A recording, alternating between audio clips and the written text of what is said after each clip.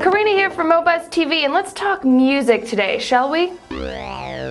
First off, I'm a bit sad to report that not all the rock and rollers out there are as in touch with their geek side as they could be. The Who was recently split over a bit of tech strife. Pete Townsend, who is fairly wired, he's got his own blog, was all psyched up about having live, good quality webcasts of all 66 concerts on their current tour. But much to Townsend's dismay, Roger Daltrey was not so impressed with the idea and nixed it.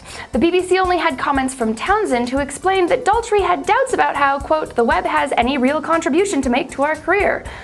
Fair enough, they did get huge just a little bit before the dawn of the digital age. Oddly though, this news doesn't seem to have reached their own webpage, thewholive.tv, which still says there will be live webcasts, and has some limited footage available from past concerts as recently as the 29th. Now let's talk about visual art. Visual art that talks about music, specifically its shape.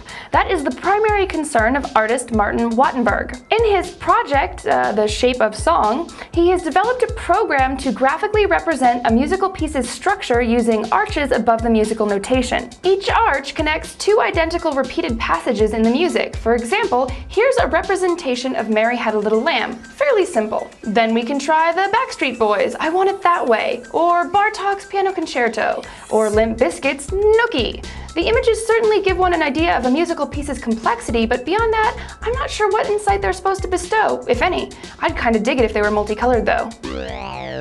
If you would prefer to play with music musically instead of visually, head on over to bushofghosts.com, where Brian Eno and David Byrne have set up a unique open source resource. They've left all of the files for 2 of their songs open for you to download, tinker with, and hopefully upload again to share with all of us. And spiffiest of all, I think, is their browsing feature. All the uploaded tracks are placed on a map of sorts, and you can filter them along axes by their qualities, like dancey versus floaty or abstract versus familiar. The one we're listening to is called Bush of George, the War Dance remix by Mental Health, and oddly enough it falls at the center of all the axes no matter what factor you look at. It is somehow both menacing and comforting. Crude oil.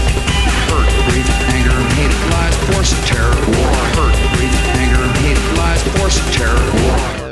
And finally, to talk about another group from the golden age of British rock, here's something for all you Beatles freaks out there from one of your own. One Ray Newman, obviously a fan, decided that he would, just for fun, write a book about the album Revolver, and then give it away for free as an ebook. Abracadabra, as it is called, is all finished and available at revolverbook.co.uk under a Creative Commons license, and Newman is already looking for folks to lend a hand making a second edition, particularly if they can help him get these interviews with a bunch of people who apparently wouldn't talk to him the first time around. Dope. Well, that's it for today's show, and obviously I'm gonna go rock out now. Bye.